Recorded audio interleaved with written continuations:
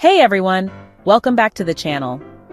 Today I'm diving into a fascinating play that explores the generational divide between the old and young in a fascinating, albeit fictional, Middle Eastern kingdom. Trust me, you're in for a wild ride filled with drama, technology, and unexpected twists. Let's get into it! Imagine a place called the Royal Velvet Emirates, a kingdom where gold-leafed walls rise from desert sands, intricate geometric patterns adorn facades, and precious stones lead to sprawling courtyards. But beneath this opulence lies tension. The old have lost trust in the young, while the youth are frustrated by the inflexibility of their elders. As the play's synopsis perfectly states, there exists a natural balance between respect for the old and care for the young. Those who are old bring experience, while those who are young bring enthusiasm and creative innovation.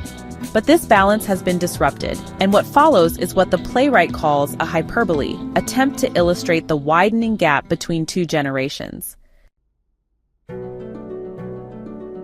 The play opens in a police station where Mustafa is being interrogated. He insists he's innocent, just a student developing a telemedicine app who got caught in a demonstration. The officer skeptically questions him.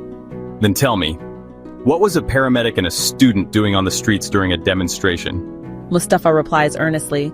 Officer, I was testing my project. We helped many stranded patients. To which the officer interrupts. Patients or demonstrators? There's this wonderful tension as Mustafa finally admits. All right, demonstrators. Just when we think Mustafa might be in serious trouble, Anifa, the officer's daughter, arrives and drops a bombshell, claiming Mustafa is responsible for her pregnancy. This sends her parents into a frenzy. Her mother laments. You have no idea how difficult it is to raise a daughter in this time and age. But here's where it gets interesting. This pregnancy isn't what it seems. It's metaphorical, representing the expectations of a generation. Suddenly, servants from the palace arrive to take Mustafa to meet the Sultan. Everyone assumes the worst, but to everyone's surprise, the Sultan announces Mustafa as the winner of a university innovation competition. As the Emperor, the Sultan proclaims, I have decided to incorporate these young people into the decision-making process of our country. Mustafa is awarded a palace and made peace ambassador of the Royal Velvet Emirates. His mother rejoices. My son Mustafa, Allah has remembered us. From the ashes of war we shall rise. But the celebration is short-lived. A background check of Mustafa's social media accounts reveals his alleged role in inciting violence. The Sultan, furious, orders his execution. Meanwhile, we discover that Anifa Imana is actually AI, an artificial intelligence with extraordinary capabilities. In a hidden control room, she demonstrates her powers to her friends, answering complex questions instantly and accessing information worldwide. When Anifa and her friends learn of Mustafa's impending execution, they launch a digital campaign, spreading propaganda and fake news to destabilize the kingdom and save their friend. Everything spirals out of control. The police go on strike due to false information about their pay. The Sultan declares a state of emergency and leads a military operation to capture the youth.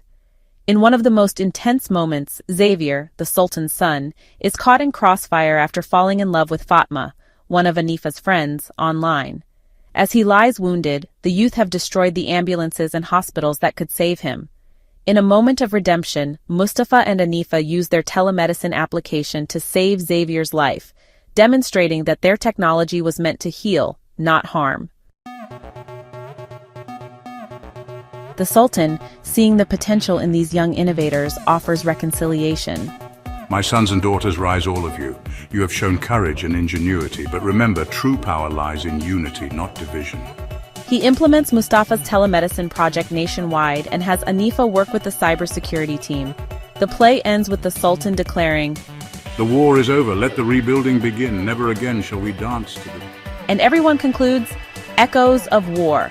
This play brilliantly explores several themes: generational divide, the tension between traditional values and modern innovation, technology as both solution and problem, how tech can both heal and harm, miscommunication, how assumptions and fear drive conflict, reconciliation, finding balance between respecting tradition and embracing progress. Now what you've been waiting for, this incredible story comes from a play called Echoes of War that I recently discovered. The script presents a thought-provoking exploration of generational conflict, the role of technology, and the path to reconciliation. What's fascinating is how the playwright uses the metaphor of AI, Anifa Imana, to represent the future, a collaboration between nature and software. The setting in a fictional Middle Eastern kingdom adds a layer of cultural complexity that makes the universal themes even more impactful. What struck me most about this play is its relevance to our current global situation.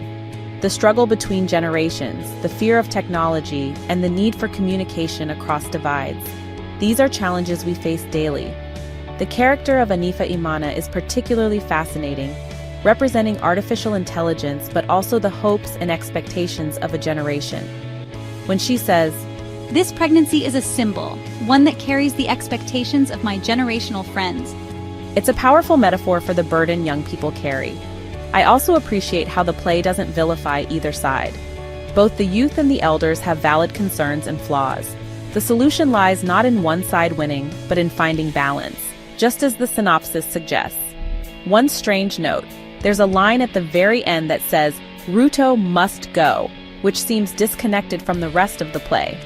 It might be a political comment added by someone, perhaps referring to a real-world figure.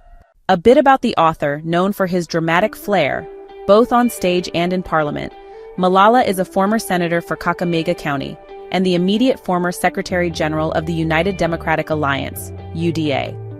Born on June 30, 1985, Cleophas Malala grew up in Kakamega County, Western Kenya. He completed his KCSE in 2003 at Friends High School Kamusinga, a respected national school. He later pursued higher education at the United States International University, Africa, where he obtained a bachelor's degree. Before plunging into the political scene, Malala wore many hats. He was a director of schools and colleges, but perhaps more famously, he made his mark as a playwright. His works became favorites at national drama festivals, earning awards and sometimes sparking controversy. In 2013, he gained nationwide attention after scripting and directing Shackles of Doom, a play performed by Butere Girls High School. The play, which delved into tribalism and economic disparity in Kenya, was initially banned by the Ministry of Education for being too provocative. Years later, in 2025, he returned to the spotlight after writing another controversial piece, Echoes of War, which was also performed by Butere Girls.